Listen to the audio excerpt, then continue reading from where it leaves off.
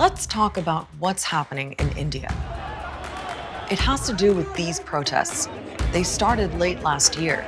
A new citizenship law offers illegal migrants the right to become citizens of India, but it excludes Muslims. More than 50 people were killed, Hindus and Muslims. Since then, Delhi police have been detaining and questioning hundreds of people about those protests. But a report by Amnesty International accuses those same police of taking part in the violence. So what's going on with these arrests? Why is a citizenship law causing so much anger? And why are some people worried about what this means for India as a secular country?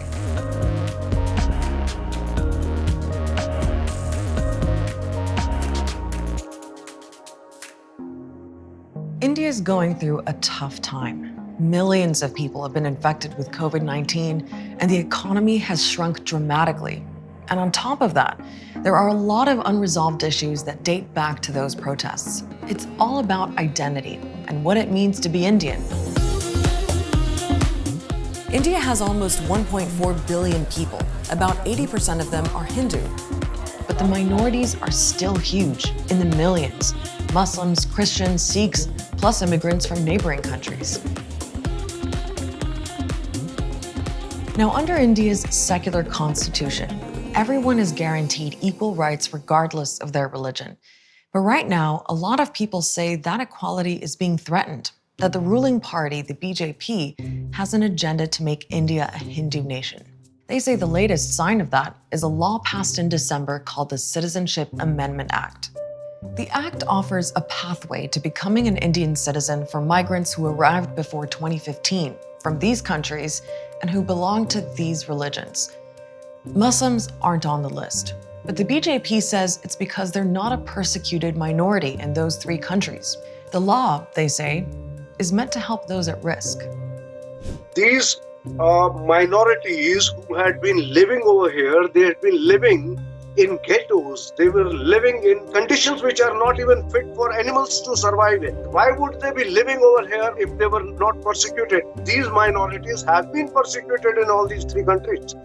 But critics have been saying that if the CAA is there to offer citizenship to persecuted minorities, there are plenty of Muslim minorities in that position. They could have considered Rohingyas. They are being attacked. They are being killed. They are forgetting Sri Lanka. This is certainly a politics in the name of persecution. But the CAA alone isn't the problem. It's the combination of the act with the National Register of Citizens that India wants to introduce. It's basically a massive headcount. So here's the issue. To register, people have to prove that they're Indian citizens, but not everyone can. Not everyone has the documents. There's concern that illegal immigrants could be granted citizenship under the CAA, while Muslims who are actually from India could be left out. Here's one scenario. Let's say this person was born in India where generations of his family are from. He's Muslim. We'll call him Abid. Then there's Suranjit. He came to India 7 years ago from Bangladesh. He's Hindu. Neither of them have the documents to prove where they're from. Abid can't apply for citizenship under the CAA because it doesn't mention Muslims. But Suranjit stands a chance because he's Hindu. The onus would be on you to prove your credentials, and it can lead to a major upheaval and discord in society, and Muslims would be targeted. And this goes beyond the hypothetical. The state of Assam tried to register people, and it didn't go well. Nearly 2 million people, including Muslims and Hindus, didn't qualify. Even if they are citizens, a lot of people in Assam were left off the list because their name was spelt differently. The government is forging ahead with the CAA and the register anyway, but people aren't just worried about it not working. Many Muslims say it's just another example of injustice. In 1992, Hindu nationalists destroyed the Babri Mosque. There were riots and nearly 2,000 people were killed. Nationalist groups, as well as BJP leaders, were linked to the violence. 10 years later in Gujarat, fighting between Muslims and Hindus ended in 1,000 people dead, most of them Muslims. At the time, the current Prime Minister, Narendra Modi, was chief minister there. He was accused of deliberately allowing the riots to happen.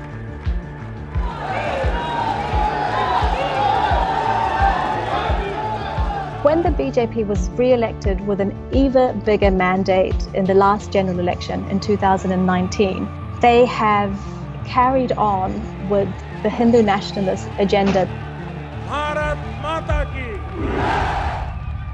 So it's off the back of that history that the BJP brought in the CAA. It wasn't just Muslims protesting. Plenty of Indians from other faiths were against it too. People here say they no longer trust this government and will keep protesting until the law is scrapped. Their idea is to ratchet up the hatred, and suddenly young people are just saying, sorry, but we're not buying this. There were also rallies in favor of the CAA, where BJP politicians spoke to the crowds.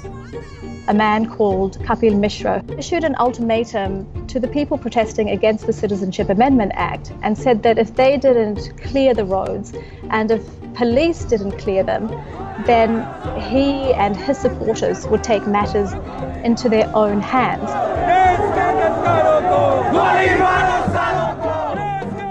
Protesters started getting attacked. Then both sides started fighting.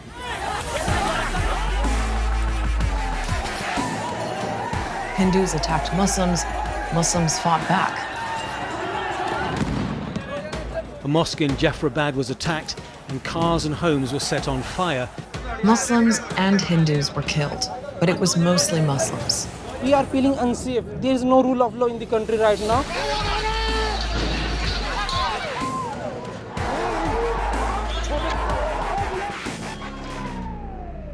The BJP and its supporters have dismissed accusations that Muslim protesters suffered disproportionately. They also deny using hate speech that might have fueled violence by Hindu nationalists. Any violence it should be condemned, irrespective of who does it. It's not good for us to name our community or one community or the other community. These protesters turned violent. They started burning the public property, the buses, and the police had to react to it. But a report by Amnesty International says some Delhi police were complicit in the violence. The police officer actually either did not intervene despite being present or intervened only to disproportionately arrest or attack anti-CAA protesters. They've also been accused of actively taking part. Videos on social media seem to show police helping Hindu nationalists collect rocks, and other images are of officers apparently beating Muslims. Delhi police didn't respond to Al Jazeera's requests for an interview after the Amnesty report came out, but the government says the rights group is biased. The allegations are unfounded completely. There are people who are aggrieved on both sides saying that police has been unfair to them. Meanwhile, Delhi police have been questioning, arresting, and detaining hundreds of people, some of them under an anti-terror law. Rights activists in India say that more than 800 Muslims have been picked up, that it's being misused to crack down on political dissent, and that police have used the pandemic to clamp down. Professor Apoorvanand, who we've heard from earlier, was one of the people taken in for questioning. They have started portraying intellectuals as conspirators. I find the direction of the investigation very disturbing, that there is a conspiracy. The act of protest in itself is cause of violence.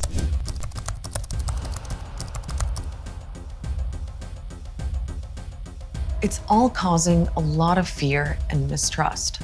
We've been speaking to people out on the streets, and they feel like they are fighting for the very idea of India. Muslims are fearful for themselves, and the others are really fearful for the direction that the country is going in. This is a fight for the soul of the country. What is the kind of country India is going to be? We have had 70 years of a secular, pluralist, diverse nation. The question is, will we remain so?